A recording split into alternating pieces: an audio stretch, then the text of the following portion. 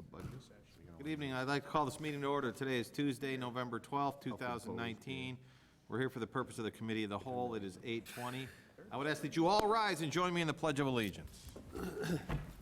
Pledge allegiance to the flag of the United States of America and to the republic for which it stands, one nation, under God, indivisible, with liberty and justice for all. You'll have to tell me, give me your input on that. Clerk Malone, roll call, please. Reader, Here, Dunn, Here. Ram, Here. Palumsky, absent. York, Here. Saludo, Here. Park, Here. Levin, Here. Kennedy, absent. Hunquist, Here. Brennan, absent. Mulliner, Here. Deuter, here. Sabatino, Here. 11 present, 3 absent.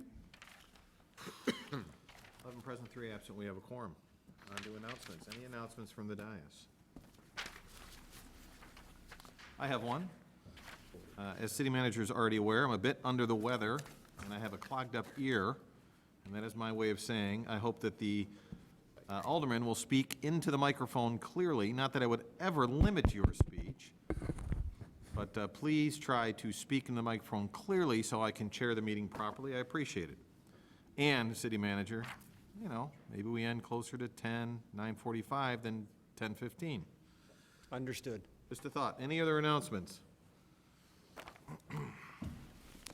All right, city manager, the floor is yours. I know I think we're moving police department to the next meeting. Yes, thank you. We did rearrange the budget review schedule a little Point bit. of order. Yeah. Did you do public comment? Oh. Well, Kevin York's holding his own public comment. I thought that was good enough. Okay, I just wanted to make sure. There is no, I appreciate it. Okay, public comments, agenda item 3. there are none. Okay. Okay, no public comments signed up for. However, is there anybody in the audience who did not get an opportunity to sign up for public comment, but wishes to address us at this time? All right, let the record show. Thank you, Alderman Mulliner. Didn't mean to skip it. Okay, city manager, back to you. Thank you. So as I was saying, we did rearrange the schedule a little bit, and we moved police down to the next meeting along with Public Works. So we're going to start tonight with fire protection and the three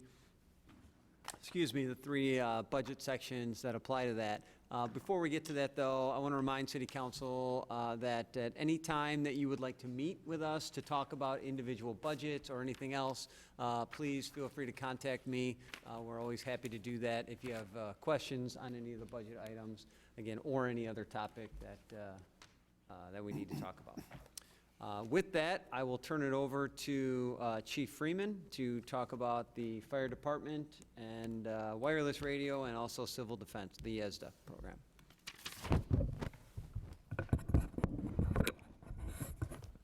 Thank you, Manager Grabowski. Good evening. I'd like to start off with a couple of items. One is a sincere thanks from myself and the department for your continued support in our operation and our efforts. Most notably, just the last council meeting, the unanimous approval of a replacement ladder truck. And this is extremely significant. I've talked to some of you individually. I'd be glad to talk to any as a follow-up. This represents quite a change in our operations here at the Elmhurst Fire Department. We no longer are going to have the very large 2-basket ladder trucks that we've had for many years. Operationally, while we need ladder or what we call truck service both north and south, the type of buildings and the continued building in of protection in our buildings vis-a-vis sprinklers and standpipes and superior construction doesn't require the tandem axle 78,000-pound large baskets that we've had for many, many years. What you approved meets about 85, maybe even 90% of our requirement. It started life as a defaulted upon truck company that became a demo vehicle for Pierce Manufacturing, one of the largest fire apparatus manufacturing companies in the country, and actually saved a couple $100,000 to us by what it had on it, the items that we could live without, the fact that it's 13 tons lighter, and it's on a single chassis, straight frame truck with a single rear end that will do less wear and tear on not only the vehicle, but on the streets of Elmhurst. So we continue to build protection in. We don't need the large insurance blanket outside. What we need to do is prepare for the day-to-day problems, which are predominantly residential and some of the smaller commercial properties. The things that are being built through code enforcement, we have that level of protection. So it was quite a savings. To replace the vehicle that is going down the road, Tower Ladder 1, if we bought that in fiscal 2020, would be in the area of $1.2 to $1.3 million. The purchase you made last week was $835,000. So considerable difference, and I want to thank you for that. Along the same lines, we continue to be extremely busy in operations, fire, and EMS. EMS continues to outpace everything else. We continue to be very busy with the medics. And as always, I just want to tell you the success of Rescue One. Rescue One has made our dependence on inbound mutual aid from our neighbors less and less every year. We're down to well under 2% of the time we have to call a mutual aid ambulance because of Rescue One moving around constantly, north and south, south and north, all through the town when there's both ambulances are out on calls. And a lot of times when both are out, that means one of them's been down at Elmhurst Hospital probably for several minutes in the emergency room. They hear that third call come in, and the medics, because of their nature and professionalism, blast out of the emergency room and take the call in, and Rescue One gets there to help support. So it continues just to be a great tool that we're able to use to bring better emergency medical care to the residents of Elmhurst. Lastly, there's some items that I'll refer to that are going to be hopefully the fruits of a lot of work on our first responder memorial at 601 North York at Station 2. It'll be a tribute to police and fire. As many of you know, we've had a piece of the World Trade Center that we were honored to receive many years ago. It's been in storage at Station 2. Through donations now, we've raised in excess of $30,000. This project is going to be an all-volunteer, donation-supported, or in-kind work-supported effort that over the next 2 years we hope to be able to complete. We've got a lot of people that have already said, I'll do this, I'll do that, and we're going to have a tribute to all our first responders, police, fire, and EMS, in memory of September 11, 2001. So we do have some items reflected in the capital in this budget, but the revenue side of that is all from donations, which, like I say, have been over $30,000, and we haven't even scratched the surface down in the front of Station 2 so far. The fire department portion of the budget is fairly austere. It represents not even a 2% increase over fiscal 19, about 1.6% overall. The department is at 89% of expenditures at 92% of the fiscal year to date. No new personnel, no new positions in the fire department in FY20. We are looking to replace 3 current vacancies of authorized personnel that have been vacant, one for well in excess of 12 months and the other 2 for the past 4 to 6 months, which as a result are driving, you'll see a $500,000 plus number in the overtime. They're driving the overtime budget up. Those 3 vacancies plus several duty and non-duty related injuries and illnesses that we've had in the last 4 to 6 months as well. So the department's been hit by the vacancies as well as a rash of illnesses that have hurt us. The salary increase for full-time reflected a across-the-board 3% increase in going into fiscal 20. As I indicated, overtime is up. There's a slight increase that we've generated in the sick payout, estimating people that will be leaving during fiscal 20 We know of one individual, one senior, 29-year, will be 30 years when he retires in June of 2020, and we have been told that there will probably be 2 or 3 others. So our sick payout number is a little bit higher as a result of that. Employee benefits, pretty much a fixed number. The contractual figures that you see in 20, most significantly, and the manager was very involved in it, there's a new funding formula in DUCOM that represents now a division between assessed valuation and number of calls. And as a result of that, we've been told, best estimates by the executive director, Brian Tegmeyer, is that our dues for DUCOM should be fairly fixed and reflect the status quo for the next year to 2 for DUCOM based on the change in the funding formula. Commodities in the fire department are overall lower than they were this current year. Repairs and maintenance, we do have some monies that are set aside. We have 3 major issues that some have been deferred and some are just sneaking up on us. We have boilers at both fire stations that are in need of replacement. We may be able to get 1 boiler changed out before the cold weather this calendar year. Those are approximately $11,000 each. The HVAC system at Station 1, and one that we have deferred from this year that will go into 2020, are some major structural repairs at the training tower in the industrial park. There's some significant damage to roofing, parapet, and the exterior masonry at that building. And we've been working with Larry P., the superintendent of Fleet, or Public Works, and it's got to be replaced from the top down.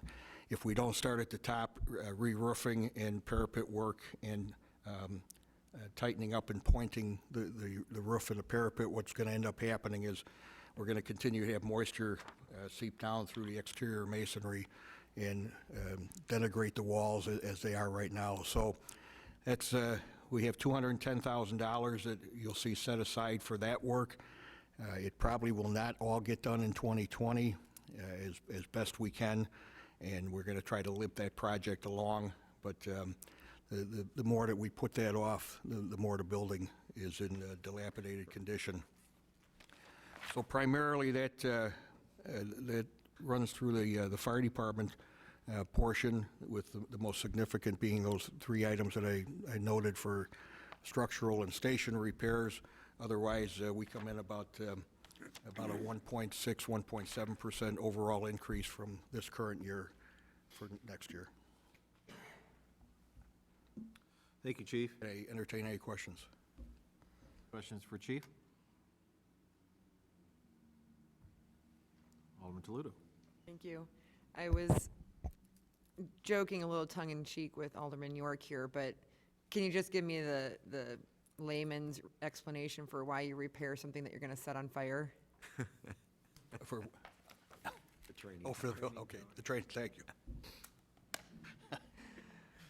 I mean, I'm serious. Like, why do you have to fix it if you're going to set it on fire? I thought I was getting off easy on that one.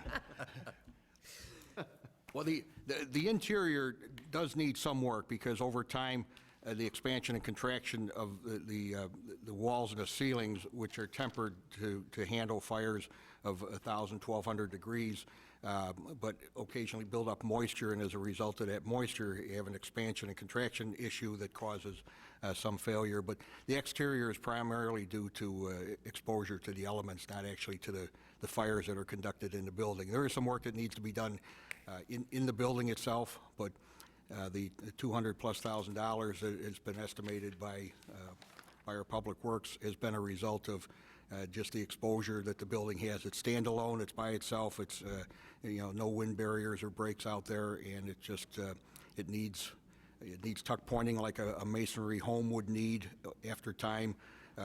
There's been separation of it. There's a relatively flatter pitched roof, and it's separated from the parapet walls around the top where firefighters go up and do training and rappelling and so forth, and water has come down that exterior wall and gotten between the masonry of the exterior.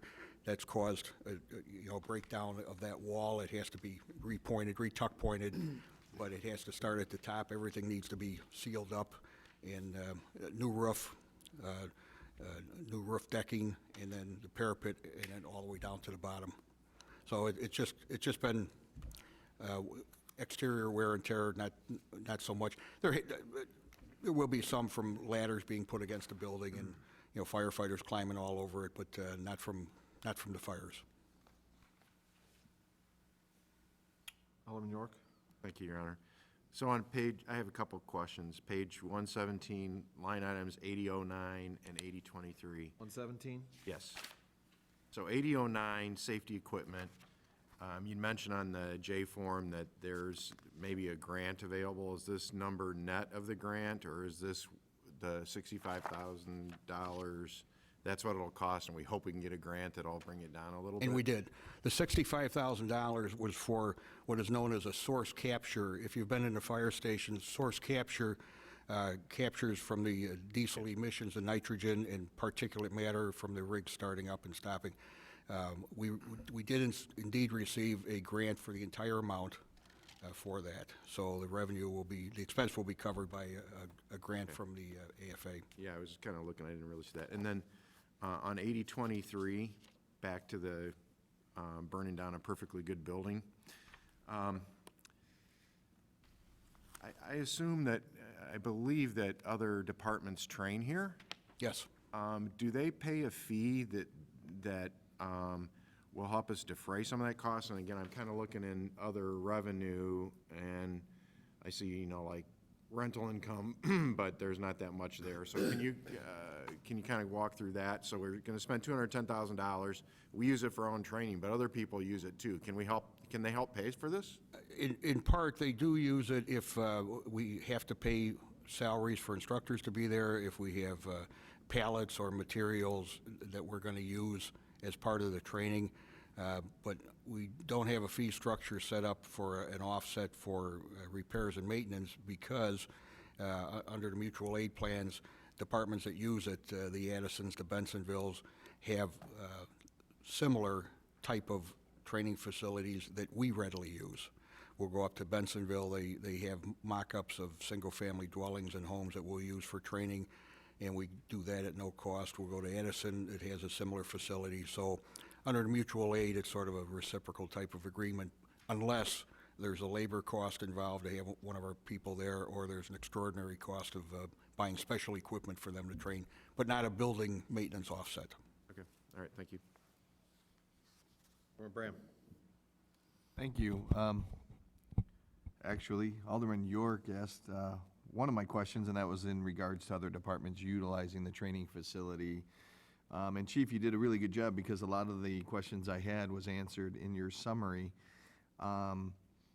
Just to dive a little bit deeper, but not too deep, the DUCOM costs or the DUCOM structure. How many years has it been in place, and is that cost structure, the assessed valuation, as well as the number of calls formula, is that going to continue moving forward? And, you know, if you have an opinion, if that's a good formula compared to what was done before? I can speak to the first part, and I know the manager can speak much better than I can on the second part. The EAV for fire departments and fire protection districts has been since the inception of DUCOM. It was determined that assessed valuation somehow drove emergency calls. The greater your assessed valuation or increases in it must mean you're building, you're developing, therefore you're going on emergency calls. Over time, and now for many, many years, it's been contested that that is not an indicator of emergency calls by way of not only us, but the Oak Brooks and anybody else that has development. Accordingly, if EAV is stagnant or declining because of conditions in a community, sometimes the calls are going up just for the very reason that the EAV is declining. So it's been challenged for a long, long time, and finally a formula of compromise has been reached that I know the manager was involved in. So the second half I'm going to let him speak to because he was heavily involved in those conversations. Thanks, Chief. So DUCOM has been in existence for 43 years. The formula that we're using has been in question for 42 years. Because as Chief said, when we originally put DUCOM together, EAV seemed like a good base for the formula. Since then, things have changed, and since I've been here, that has been one point that I've brought to DUCOM and for 8 years. When are we going to look at the formula? Chief Bassiter at the time and I worked on it. Chief Freeman and I worked on it. So it's been in the works for some time, and we finally had a critical mass of communities that were willing to look at it. And the reason that they weren't before that is because there were some winners and some losers when you changed the formula. If you go to a strictly call-based formula, some of the communities were going to see significant increases, and some would see significant decreases. So we tried to work so that we could get the votes to approve a formula change. It took a supermajority of votes of all the DUCOM agencies to change the formula. And what else played into it is that 3 of the agencies who paid the most on a per-call basis were thinking about leaving DUCOM and going to a different dispatch center, in which case we all would have seen an increase of 10% in our formula, in our fees. And so with that as a possibility, I think a lot of communities took a harder look at it and said, okay, we really need to put some effort into this. So this formula, 50% EAV, 50% call volume, will stay. It's in the bylaws now. It will stay in perpetuity or until changed. Not everybody went along with it. There were some communities that didn't. I'm in the process. I'm writing a memo to summarize everything to the council, and so I'll get that out shortly, which will give you more detail. But that's the gist of what happened. Follow up? Yep. Thank you both for that explanation. It's just DUCOM, has, since my time here, has expanded a number of communities, upgraded equipment, upgraded the facility itself. So there's been a lot of change. I'm surprised to hear that any community was thinking of leaving to go anywhere else, because I don't know where that anywhere else is, at least for DuPage communities. But it seems like the dollar amount that Elmhurst pays continues to go up no matter how many additional communities there are and whatever the change is. So I'm glad to see there was change in the formula and it wasn't just based on EAV. I'm interested to see what the future holds in regards to what our fair share is according to this formula. Thank you. You did ask one other part if I was satisfied. I think it's a 50% better than it was. But if you're selling a product, unit cost of product, and the best way to unit cost DUCOM is number of calls, the number of times you have to hit that button. So we're heading in the right direction. They do have an option next door is the Addison Dispatch, ACDC. The Addison Combined Dispatch Center does have some of the neighboring towns. Addison, Wooddale, Itasca, Bensonville are dispatched by ACDC. So they're trying to attract some of the maybe disgruntled from DUCOM, but they really don't have, we don't feel, a solid business plan. And as towns migrate to them, if they were to, and then leave DUCOM, things are going to have to shift again. Yeah, I was aware of Addison, but I wasn't aware that there was more than 2 communities. I thought there was just Addison and Bensonville. They actually have Addison North and Addison South, which takes in Westmont, Tri-State, Fire District, the Willowbrook, Darien, Burr Ridge area. And if I can add, they did an expansion, significant expansion to their facility so that they could take in more communities. We did look at it 4 years ago, about 4 years ago, just to see if it was an option for us. Their governance structure is completely different from DUCOM, and it just, I didn't think it made sense for us. And then we started the discussion about changing the formula, and so that made me feel more comfortable in staying with DUCOM. Thank you. Additional questions for Chief? Alderman Levin. Thank you. 2 questions. One is, can you identify, please, what the part-time wage category covers, and that probably would also answer why it's changing somewhat over budget from 2019? The part-time wage, or what is known internally as R2, it's rate 2, and the reason that's important is it's a separate agreed-upon rate to satisfy union members as well as fair labor standards for working additional hours within the city.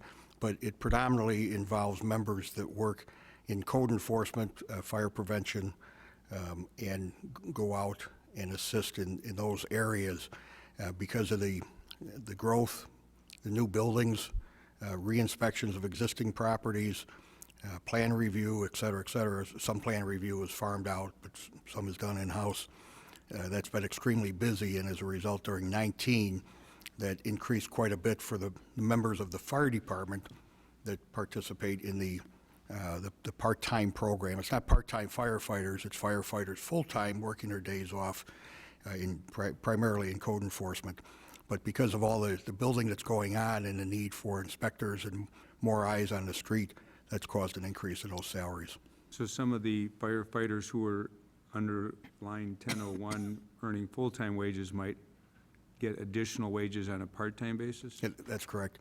But we had to adjust and set a specific rate because by the Fair Labor Standards Act, they have to be paid time and a half of an hourly rate. So that number has to be adjusted or backed into so that we not only comply with Fair Labor Standards, but that it's an agreement or a contract, if you will, between the member and the city. So they are full-time firefighters. We don't have any part-time firefighters. They're full-time firefighters, and they work back on their days off. Was there any consideration to doing that on a contract basis as opposed to an employee basis where we're paying benefits, pension, et cetera? I was going to add, but I'm glad you asked, those are non-pensionable wages. Okay. Yeah, that does not add on to their salary, which is why it's a separate, we call it R2, it's a separate rate structure because it's piecemeal work, unlike the work that they normally do, so it's not pensionable at all. All right, and I had one other question. You mentioned that due to Rescue One, our mutual aid requests are down to 1 or 2% of the total. Has there been any, I know I think we get a substantial amount of requests for mutual aid to us. Are any of the other communities looking at this kind of, and I know they have a different structure or different staffing structures, but are other communities around us looking at this Rescue One model? From what we've been told by folks like Mike Tillman from Metro, yes, they have. Because they see the success of it, very obviously the economics of it, but more importantly, how beneficial it is to the community, and they've been looking at it. Good job, thank you, Chief. Any additional questions? Alderman Dunn? Yes, Chief, you mentioned you're looking to add 3 firefighters this year. We're down 3. We're down 3, yeah, not add, replace 3 that have been vacated. The positions are authorized in the total strength of 44, but have been vacated. So we're just looking to fill those spots, but not till 2020. We're currently finishing through the Board of Police and Fire Commissioners a eligibility hiring list, but that's not complete yet. We expect it to be done by the end of this calendar year, and we should be able to hire off of that list of those that we're processing now early in January of 2020, if all goes well. Okay, I think you No said new positions. there's some payouts planned for people that are retiring. Additional slots that'll need to be filled also. We have 2021 looks like a large payout as well. So Yes. Very cyclical, Alderman Dunn. We have people that are reaching time and age. More significantly of late, it's time, because the longer they work toward a 30-year max, which is 75% for a normal pensionable salary.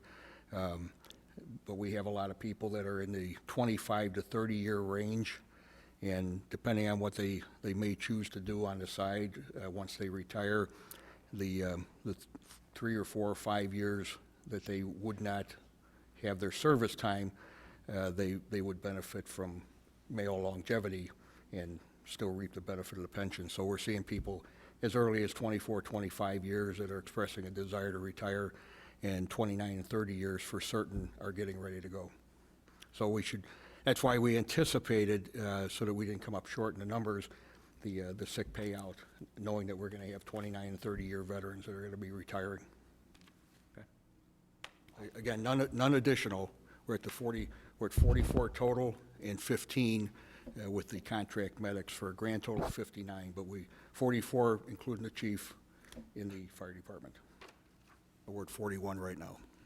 And Mayor, if I can add, on the recruiting side of it, there's definitely a relationship between how well the economy's doing and our ability to recruit public safety folks.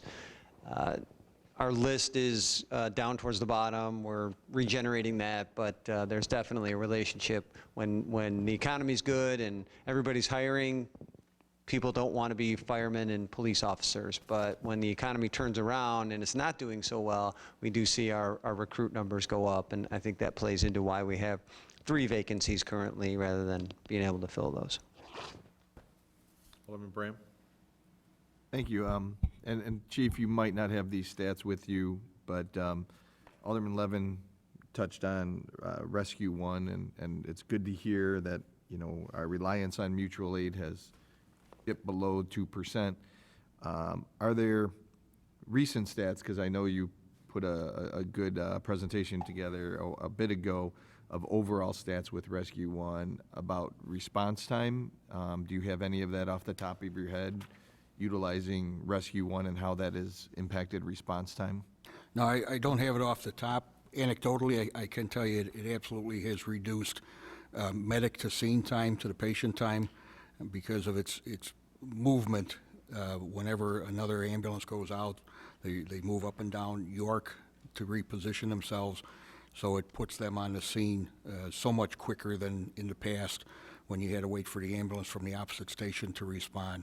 So nothing specific in front of me. I can draw those numbers, but anecdotally, absolutely, it arrives now at the same time as a piece of fire apparatus or in advance of the fire apparatus, and can begin ALS, advanced life support treatment to the patient, where before, especially if you can imagine, 5 o'clock in the afternoon and they were coming from 404 York to go down to south end of town, you're holding your breath for quite a while. And I appreciate that, the anecdotal evidence. If you wouldn't mind in the near future, if you can provide that information, that'd be great. You bet. Okay, additional questions? Chief, thanks for all your hard work, really appreciate it. I have 2 more real quick. Sure. And they will be quick with respect to the mayor's deadline.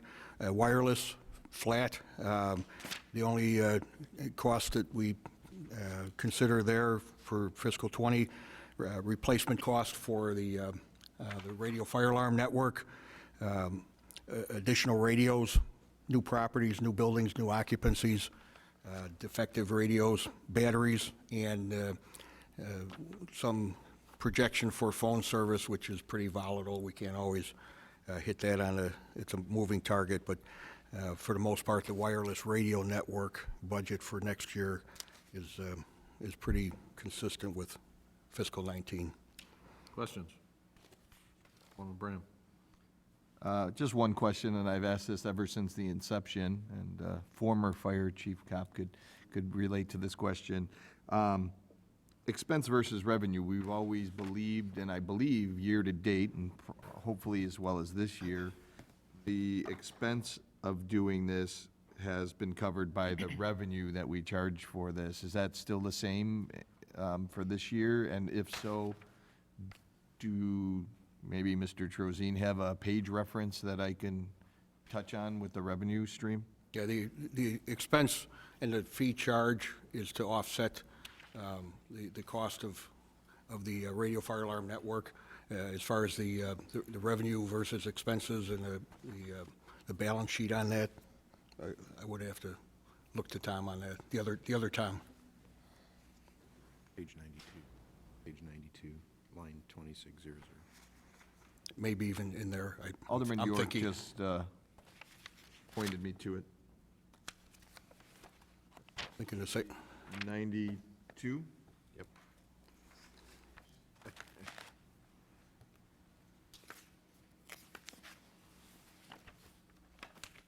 Yeah, here. Thank you. and if there's nothing else on the wireless, I'm also responsible for for ESDA, or emergency management, and that is nearly identical to 2019 as well. 3% wage increase for the director, which is Don Novak, who works approximately 16 hours a week, and the lion's share of his is covered by a grant, which is from Illinois EMA that we received this year. We're estimating about $25,000 from the Emergency Management Agency from the state of Illinois to offset and defray his cost. Other than that, consultant fees, which is the people that maintain and run HERD over our overhead sirens for emergencies, is included in there, contractors and so forth. But that's always a pretty flat change year to year with a modest increase for Don. Questions? Thank you very much. And again, thank you on behalf of the department for all your support.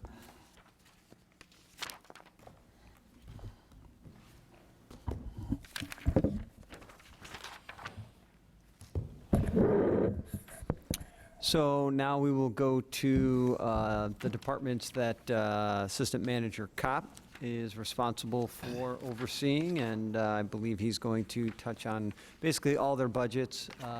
And I know that IT Director Stenson is here as well to help answer any questions. So we will start on page 112. Right, and in 2019, the IT department processed over 2,900 requests for service, filtered over 1 million emails for viruses, spams, or malware attachments, and recycled 3,000 pounds of electronic waste.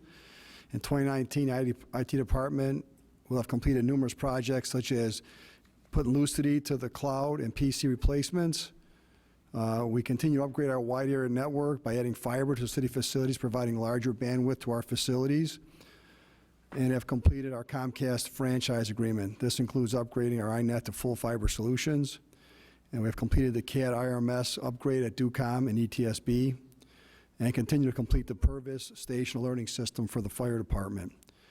We continue to implement the NIU tech plan as we implement the IT governance framework to plan, organize, and direct the IT department citywide. I'd like to take a look at line item 8003, and it's not an increase in that, it's actually a decrease from what we did is it took the MDTs for the police department based on their current operation and recommendation from Director Stenson to move that to 2021 rather than 2020. We think that we've done this in the past and they're operating fine. We'll continue to buy the maintenance on them. Sorry, I couldn't hear what you said. 8003. Yeah. So what we did is we reduced that by about $120,000 and rebudgeted to 2021, the MDTs for the police department. We've done this in the past, and they're working fine as it is right now. We'll continue to buy maintenance for them for any kind of issues we have with them. Yes, thank you. And then lastly, I'd like to bring your attention to the total IT budget. Once it's established, all the IT services and expenditures are allocated as interdepartment charges to all their departments. You can find the breakdown on page 375 of the budget book. The breakdown of these charges to all their departments. The allocation is based on a number of computers assigned to each area. So as you move through the budget document, you'll see these charges for each department in 9501 data processing. And any questions?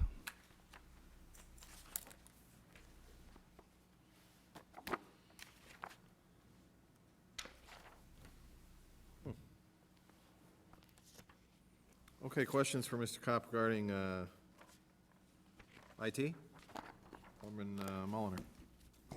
Just a question on staffing. Where do we stand as far as staffing for the IT department? Are we fully staffed, or do we still have a vacancy? I know that there was a vacancy at one point. I'm just not sure where we're at. Part of, one of the things on the NIU study was the hire a project manager. We're in that process right now. We have one individual is in the background check for project management, but our IT tech positions are all full. I think we have one intern position still open, but otherwise our positions are filled right now. Thank you. Alderman Toledo? Thank you. On the J form, item B, for the computer software for the HR implementation and acquisition, is page 114.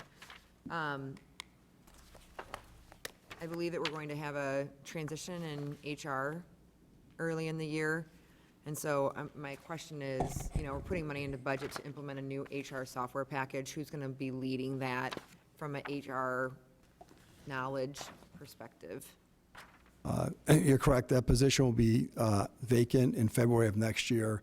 We're working through the process right now of hiring a new director with GovHR. I'm hoping to have someone on board to, at least for hopefully a month with the old HR director. We will not move into that direction until we have a new director in place and have their input on what their experience have showed is a good process to use or a good software to use. Okay. I think that's prudent. Thank you. Additional questions? Alderman Brand? Thought you were going to call Alderman Levin. Just to dive a little bit deeper in regards to, on page 113, 8003, as you already stated about the delaying of the police MDT laptops. If we feel that they're sufficient to date, I guess, why would we only move it back 1 year? Are we thinking that there's better technology coming up? Why don't we move it like 3, 4, 5 years down the road? What is the staff's philosophy? Part of it's the technology and part of it's the support also. As they get older, there's less support from the company that provides them to us. We'll evaluate them on an annual basis. I think during the recession, we might have even went 5 years at one point. We'll evaluate and what their use is on an annual basis. We'll buy maintenance for them next year. We'll see how often we have to use it or how many breakdowns we have, and based on that, we'll make a decision on whether to move it farther or not. It's a normal 3-year replacement. We're going 4 years right now, and we'll see how they hold up. Thank you. Additional questions? Alderman Levin? Do we generally categorize the software for all the departments under the IT budget? So Yes. we do. So if we were buying a new police package, we would put the, Most often, yes. I'm not going to say that there's some small software packages that individual departments will have in their budget, but for the most part, the SCADA system, yeah, that's in the MUF fund, so that's separate, but most all the city department software runs through the IT department. all right, thank you. Any other questions on IT? Okay, let's move on.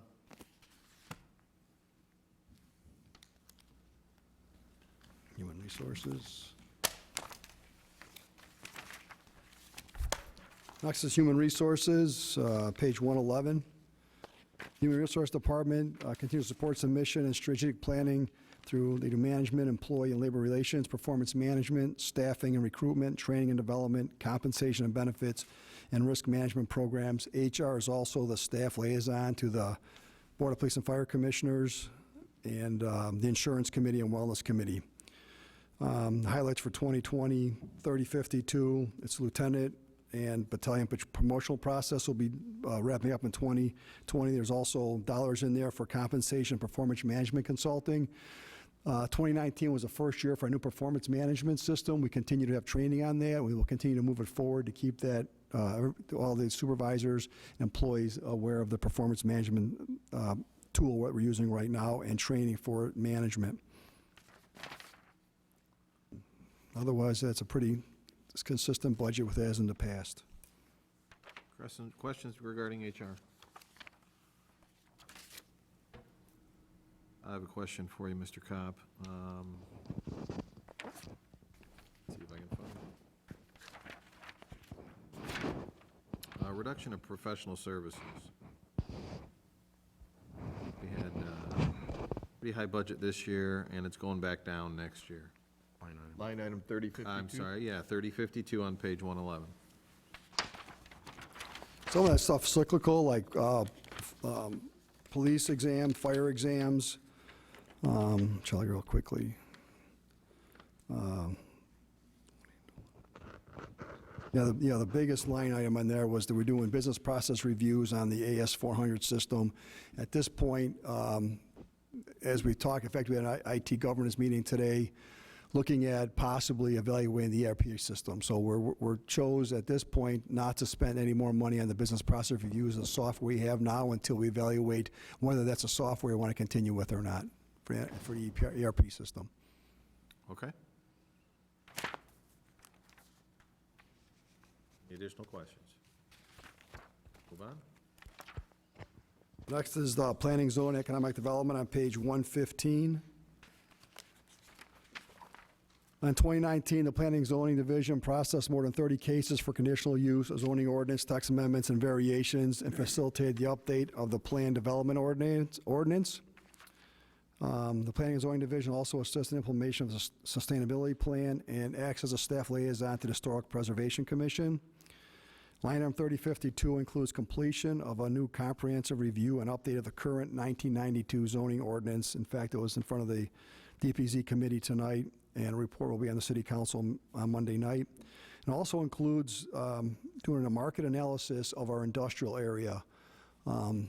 Recently at the Development Planning and Zoning Committee, we're starting to see some of these new, large, high clear ceiling industrial buildings. Some of the larger lots in our industrial park are being acquired to put these new high 35, 40-foot clear ceilings in. And we started looking at that as far as design guidelines for those. And the committee thought, let's look at, our business park is really successful as it is right now. It's less than 2% vacancy rate right now. And it's a lot of these lower ceiling, 20 to 60,000 square foot buildings with small office in the front, warehouse or manufacturing in the back. And will that continue to be successful based on what we see logistics and distribution doing now and into the future with our location so strategic to O'Hare Airport and being in DuPage County, which makes us very attractive to this type of development. So the DPC committee asked that we look out and look at what's the future of our business park, and what will the market bear now and into the future. So that's in the budget to get that done next year, and there's also dollars in there too, once we get that information, to set up a plan to try to implement what it is that we see the future being for industrial park. And then in 6045, the public information programming, this is administered mostly by the Business Development Coordinator, Aaron Jason, and includes a program like our Commercial Real Estate Professionals event. This year we did the Makers and Shakers Entrepreneurial event, which is a very successful event. Brought a lot of people from outside Elmhurst into Elmhurst for this event. And all this to continue to encourage business growth in Elmhurst. And any questions? Questions for Mr. Kopp? Alderman Bram? Thank you. Feedback I've received even into this year, 2019, from residents is in regards to Elmhurst's ability to enforce the current codes, not talking about any new codes, but just code enforcement in general. I'm not sure if it's in this budget or where it is in the budget, but if you could speak to our staffing for code enforcement, where are we today and where do we see ourselves? I believe that Elmhurst needs to be more proactive than we are today in regards to code enforcement.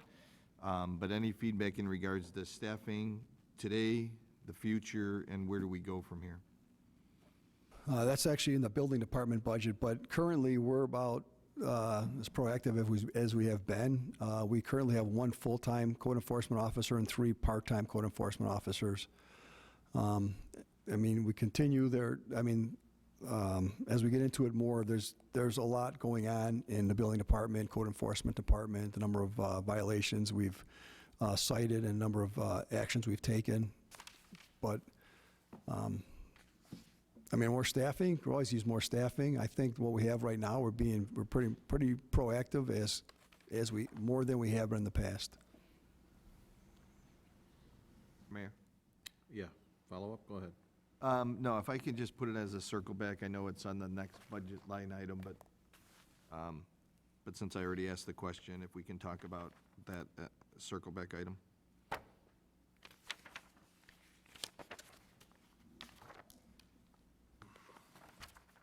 Additional questions for Mr. Kopp on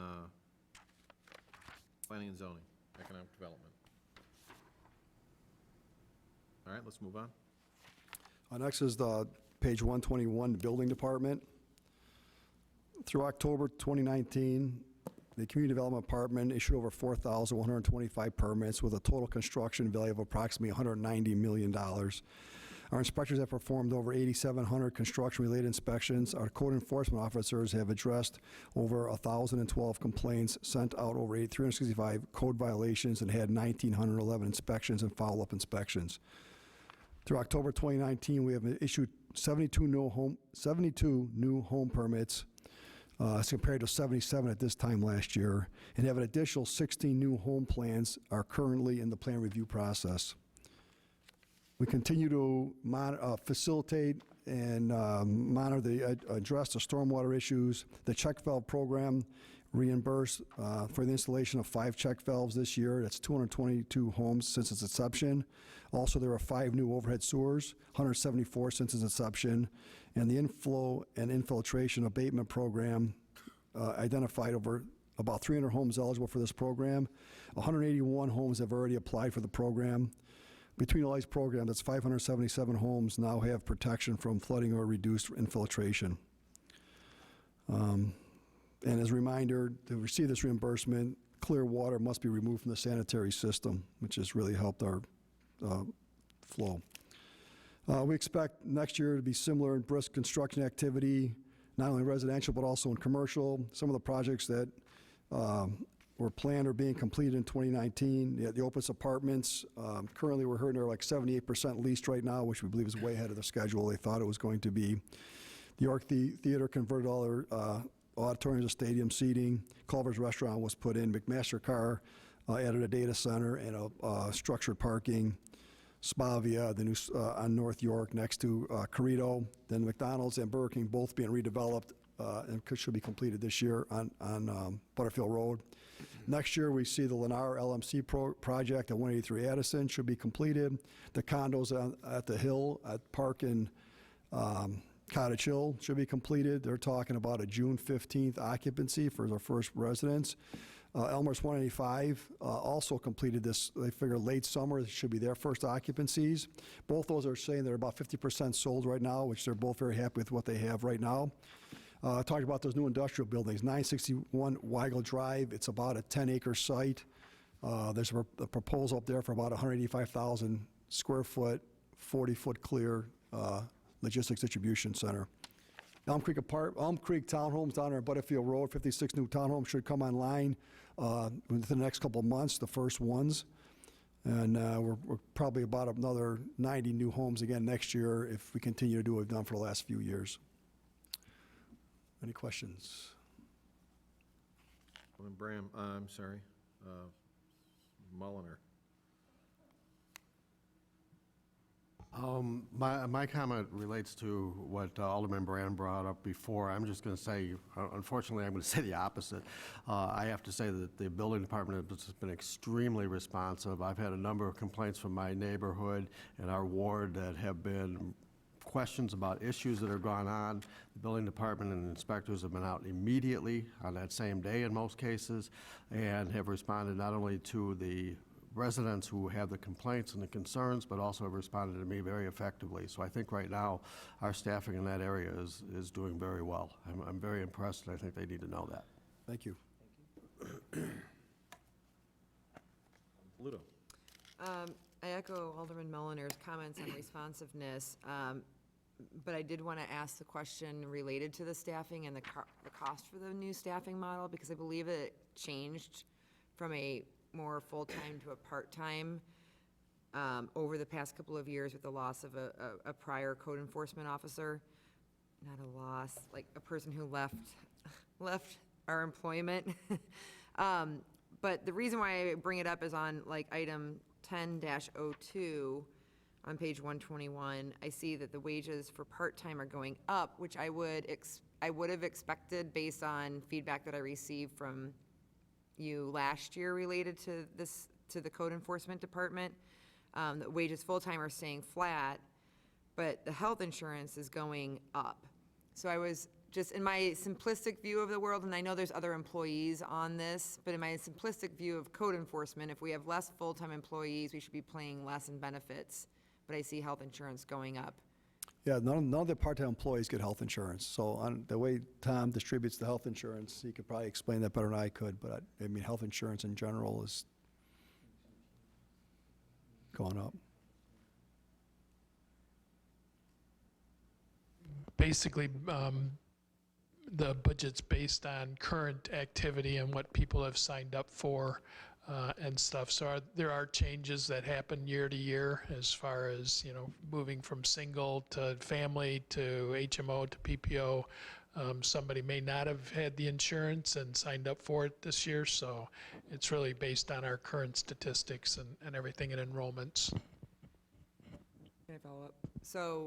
So the line item, the aggregate line item of health insurance is likely reflecting some savings for having more part-time code enforcement officers, but there's other things going on there that is bringing the total up.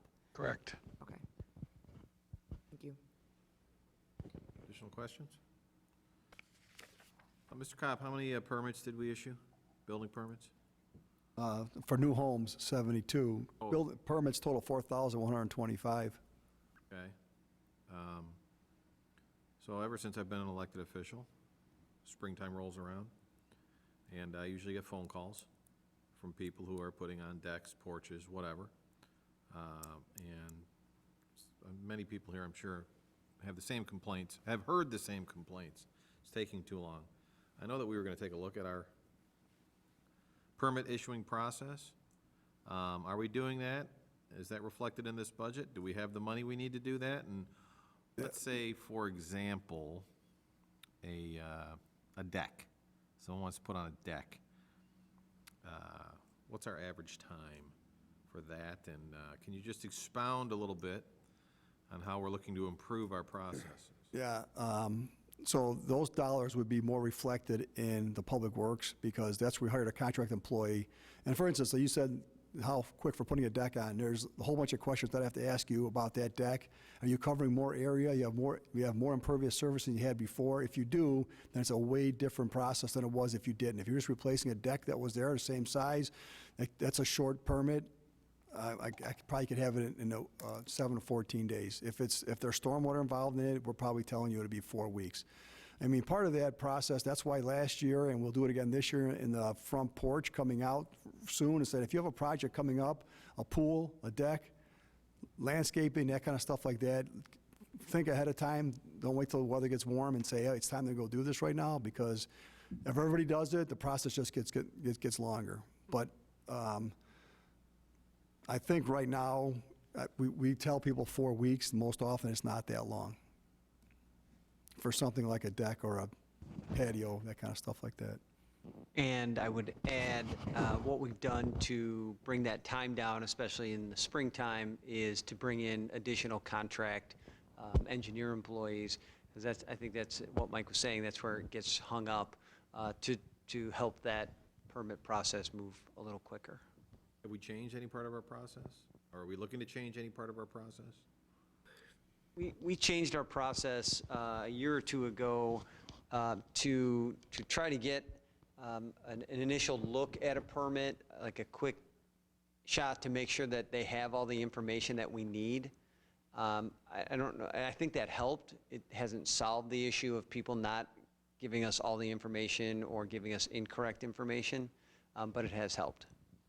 Yeah, so we're trying to, like you said, we're trying to find that information quickly, because if it's a stormwater issue, for instance, and we look at your plans, they're 2 weeks out, but now you have to make changes to it. Now, if they send it back to you, you have to get your engineer has to do the work he has to do, then he sends it back to us, then we review the changes on that, and before they issue the permit. If all the information is there and it's accurate, I mean, if you say you're gonna put a deck permit on, if you told me you're gonna give me everything I need, it's gonna be way quicker than if we have to go back to you and say, you know what, you forgot to give us the stormwater calculations, can you please take care of that? Additional questions? Okay, let's move on. Visitors and tourism, page 159.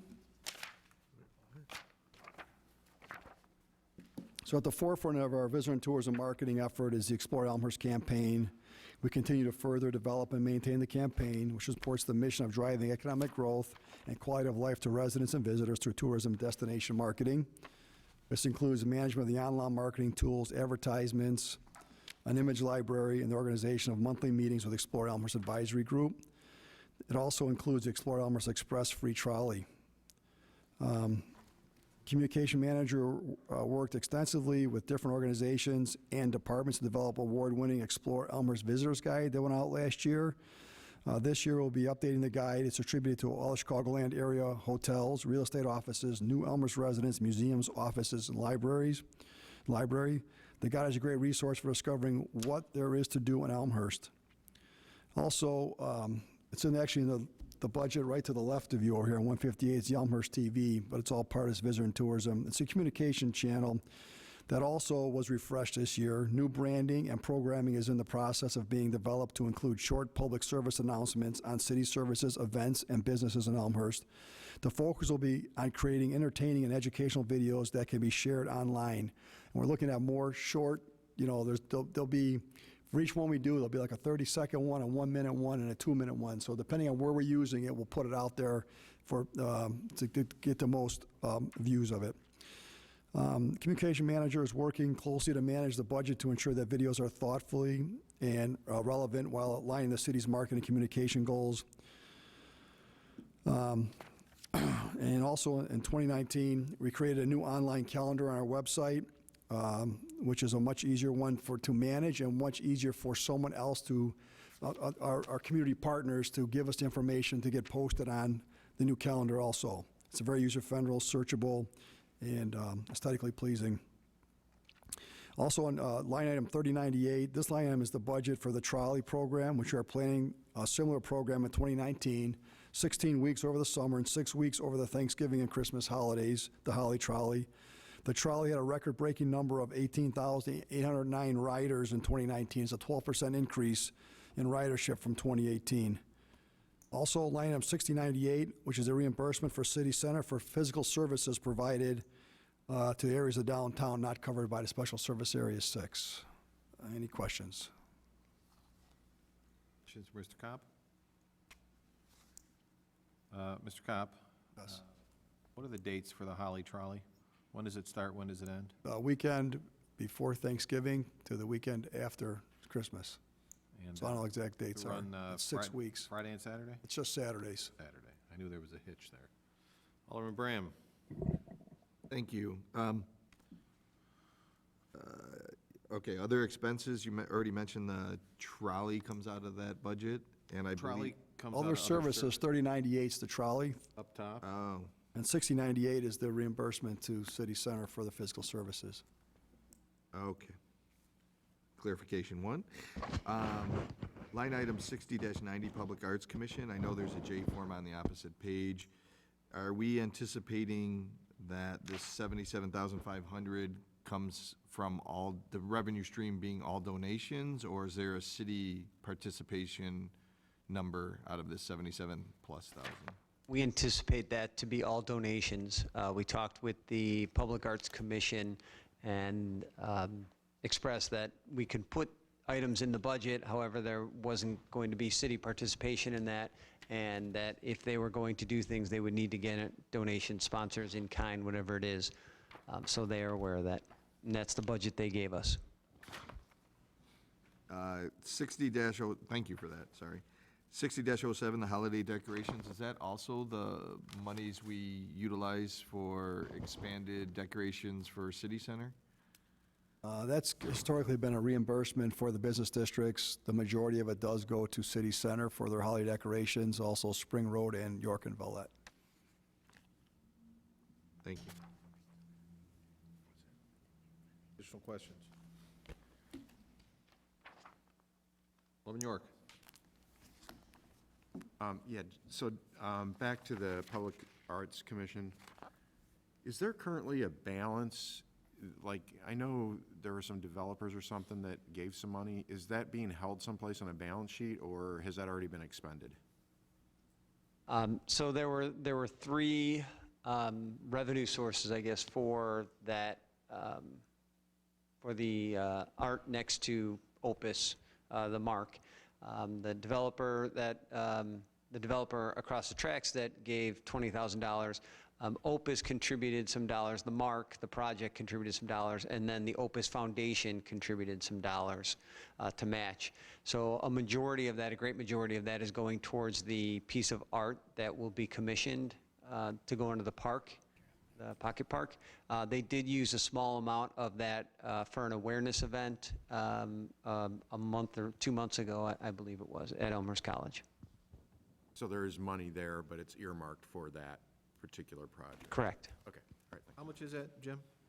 The 3 grants total, is it like 40 grand or 50 grand? 35,000. 35,000. Additional questions? Alderman Sabatino, you look perplexed more than usual. Thank you. Anything else, City Manager Grabowski? No, sir. You want to wrap it up for tonight? I'm getting that look. I think that would be a good time to make a break and call it a night. I think that's absolutely a fantastic idea, City Manager. I support you 100%. Before I close for the evening, I don't even know if it's,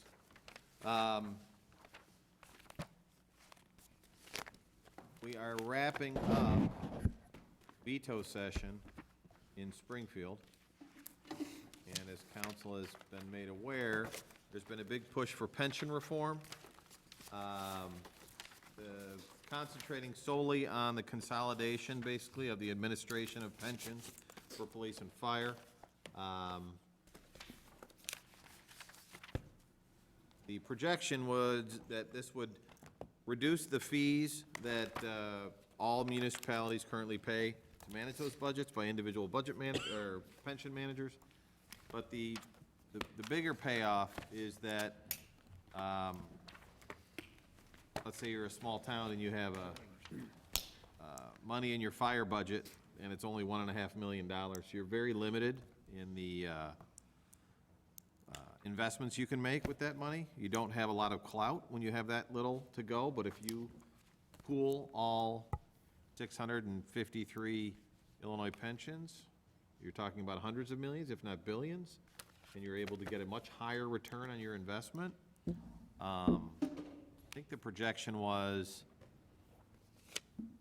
somewhere between 50 and 75 million a year savings in admin, because you have these little private pension fund administrators all over.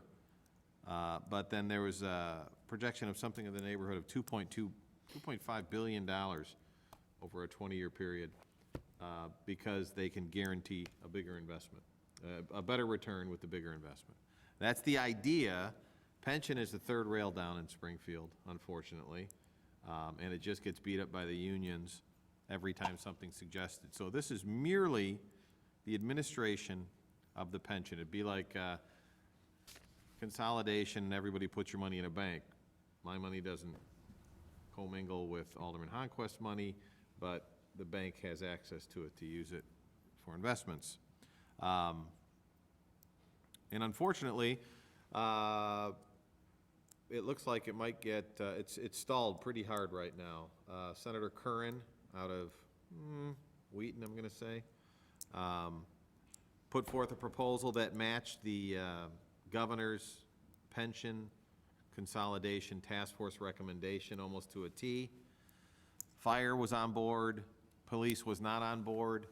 Now there is a counter bill, if you will, that was filed today that Rich Miller on CapFax calls it a poison pill that's stuck in there. It basically has limits municipal control over boards and the pension board, and gives a little more clout to the to the police department and their role of what they can vote for, not vote for.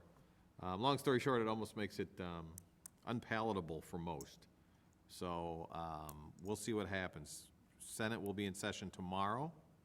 I'm hearing rumors they might only be in session tomorrow and not Thursday, even though they're scheduled for it. I would say at this point, pension reform is on life support. City manager and I have been in contact with DMMC, and I've been in contact with our legislators, filling them in on what Elmhurst supports and what we don't support. But that's it. We're very, very, very close, but this last bill that came out looks like it might throw a pretty significant wrench into the works. So I'll have certainly a final update probably next Monday, because veto session's over in a day and a half. And that's it. Any other business? I'll entertain a motion to adjourn. Motion by Alderman Mulliner, second by Alderman York. All in favor say aye. Aye. Opposed? Thank you. We're adjourned.